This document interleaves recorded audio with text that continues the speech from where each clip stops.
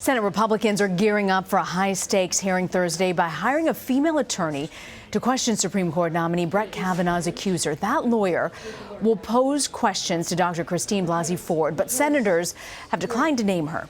Ford had requested that only senators and not outside counsel question her on her accusations that Kavanaugh assaulted her in high school. But that raised concerns because all of the Republican senators on the Judiciary Committee are all men. Well, meanwhile, Kavanaugh, who is also testifying Thursday, is pushing back publicly. Last night, he said that he and his wife, who sat down to address Fox News regarding these allegations. No, I've never sexually assaulted anyone, not in high school, not ever. I've always treated women with dignity and respect. Democrats and Ford's attorneys have called for the FBI to investigate the allegations. During that Fox News interview, Kavanaugh and his wife were asked if they would support that idea.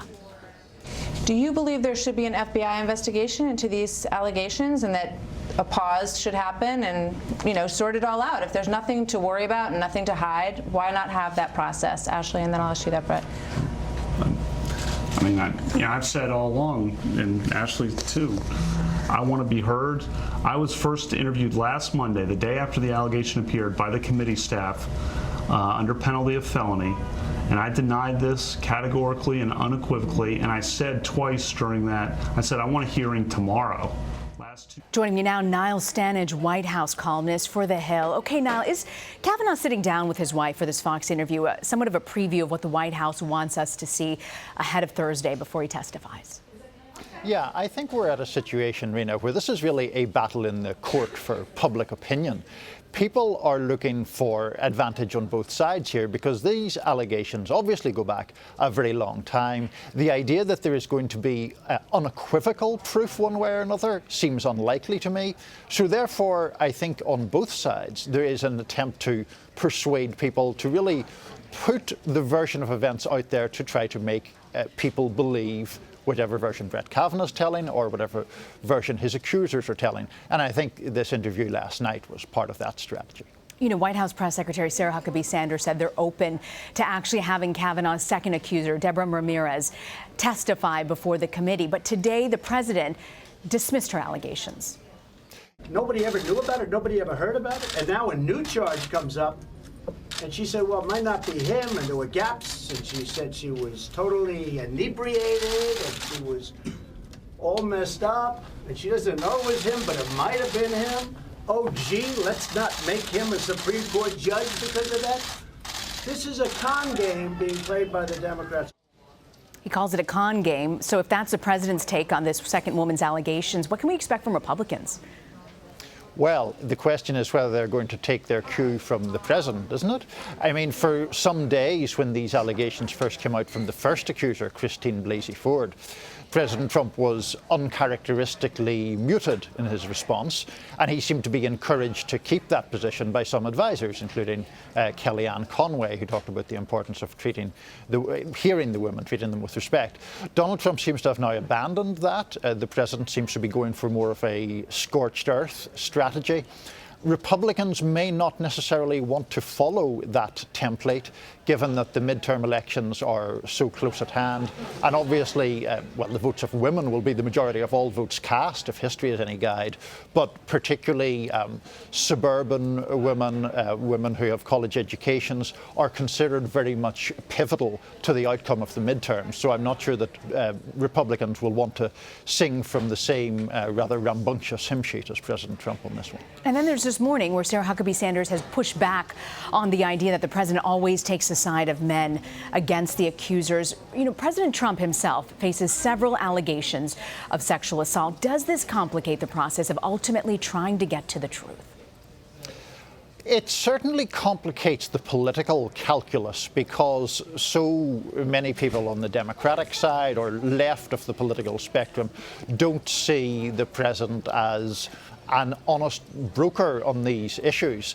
Now, the question of getting to the truth is a somewhat separate one. We'll have to see what happens in this testimony on Thursday, which is going to be an extremely dramatic day on Capitol Hill. And after that, I think we'll have a much clearer view of whether the truth can, in fact, be gotten at in any realistic or meaningful sense. The White House is also dismissing this idea of having the FBI investigate the claims, even though Kavanaugh denies them. I want to play what Democratic Senator Klobuchar had to say this morning. And there are a few things that he said in that interview that I really keyed in on. The first was that he said that he wanted a fair process.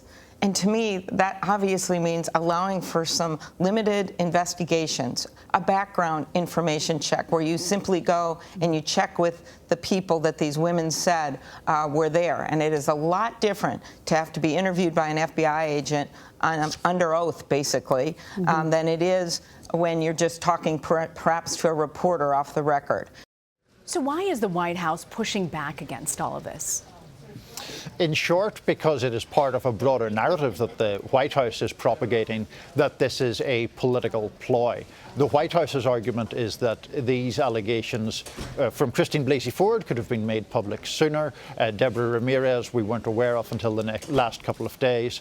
So the White House is trying to argue that this is all a ploy to postpone Brett Kavanaugh's confirmation, to put it past the midterm elections, and they believe Democrats are hoping to take the Senate in those elections and therefore stymie the nomination, or the confirmation, I should say, completely. Of course, Democrats vigorously deny the kind of partisan element in all of that. You know, meanwhile, Thursday, we know the president will be meeting with Deputy Attorney General Rod Rosenstein. His future in the administration is still unclear. We know White House Press Secretary Sarah Huckabee Sanders was asked about it this morning. Does the president have confidence in Mr. Rosenstein? The president has confidence in the system, and he... That's not what I asked.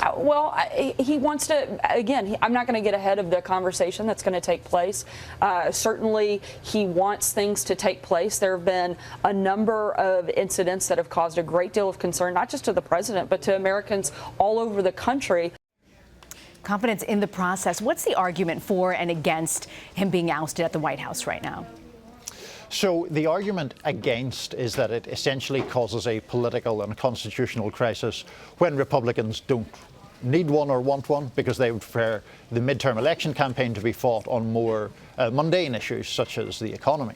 The argument for ousting Rosenstein, I think, goes back to the New York Times story, which appeared on Friday, made very serious charges that Rod Rosenstein had considered wearing a wire to meet with the president, had some idea of invoking or trying to get invoked the 25th Amendment, which would declare the president unable to discharge his duties. Rosenstein says he'd never really seriously considered either of those options, but if he did so, that would seem to rise, in most people's estimation, to a fireable offence, I think. Niall Stanage, grateful you could join us now to break it all down. Thanks, Rita.